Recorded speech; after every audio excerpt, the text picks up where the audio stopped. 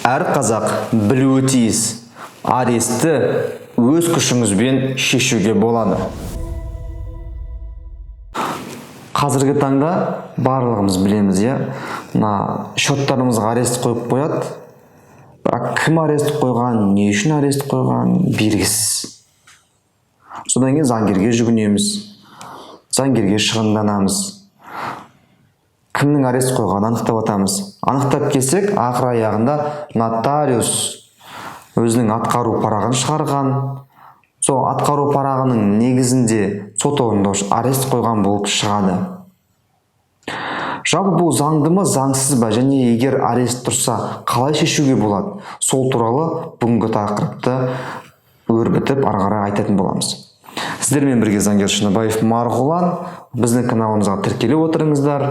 Подписка, лайк, колокольчик және менің инстаграм парақшамда тіркелсеңіздер болады. Сол жерде тікелей эфирде тағы да сұрақтарыңызға жауап беретін боламын.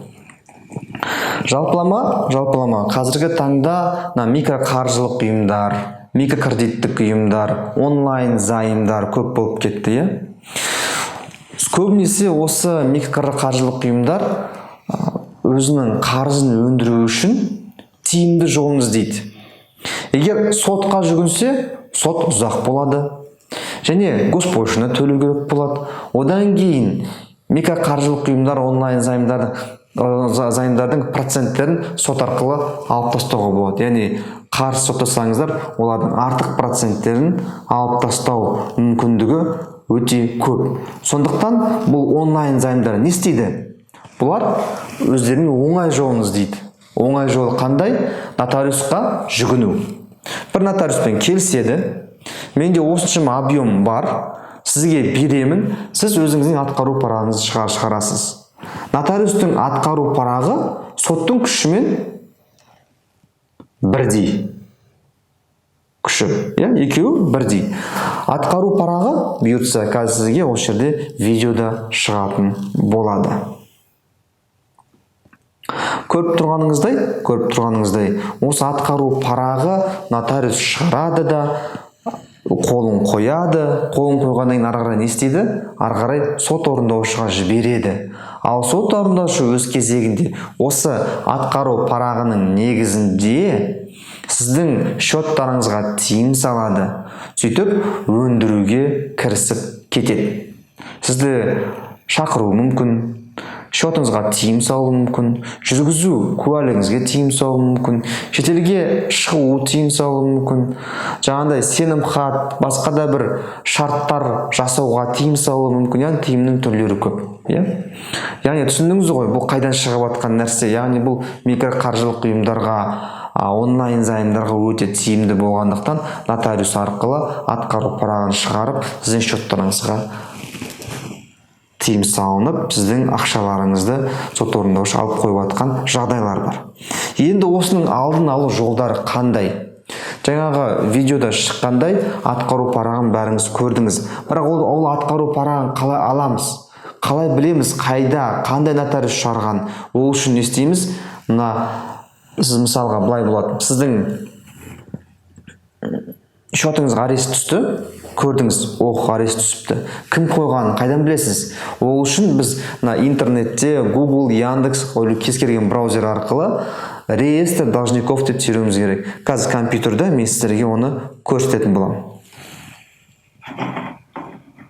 Мысалға, компьютерді аштыңыз браузерға, одан кейін реестр должников деп тересіз. Ағылшынша тұр екен, ауыстырайық қазақша, орысшаға.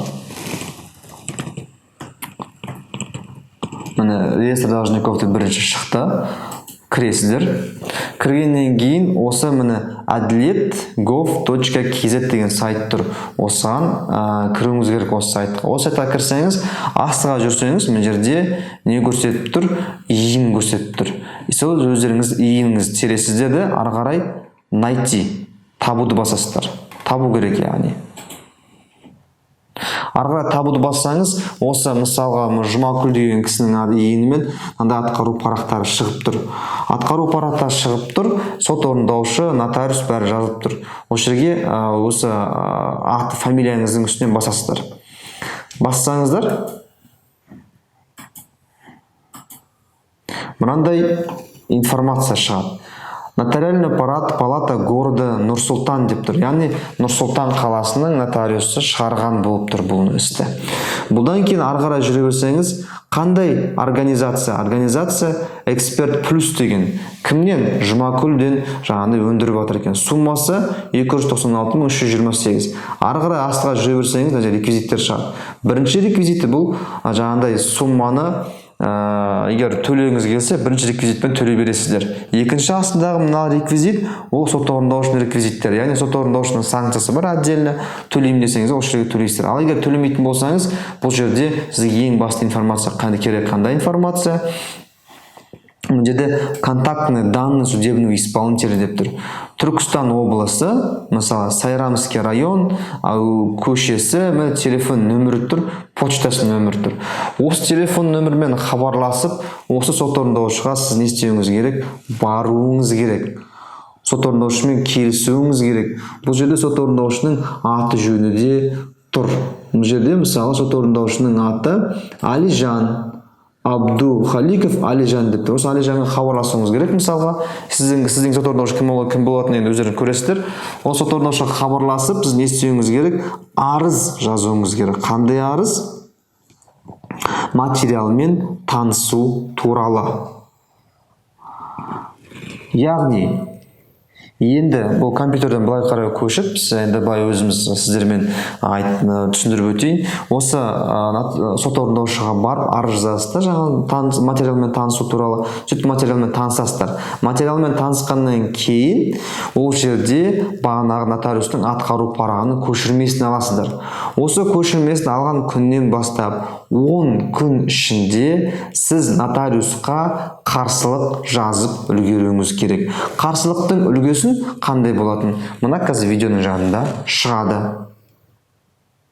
Көрдіңіздер ғой, қарсылықтың үлгісін. Осындай қарсылық жазып нотариусқа өткізуіңіз керек. Бұл қарсылықты сіздер жаңағы нотариустан алсаңыз болады, болмаса мен бұйыртса өзімнің видео сабақтарымды дайындап жатырмын. Сол видео сабақтарында бонус ретінде осы қарсылықтар тегін тарқатылатын болады. Болашақта оны айта өтемін. Жалпы осы қарсылықты жазасыздар. Қарсылықтан кейін нотариусқа өткізесіздер. Осы қарсылықтан нотариус не шығарады? Өзінің қаулысын шығарады. Жаңағындай осы өзінің атқару парағын күшін жою туралы.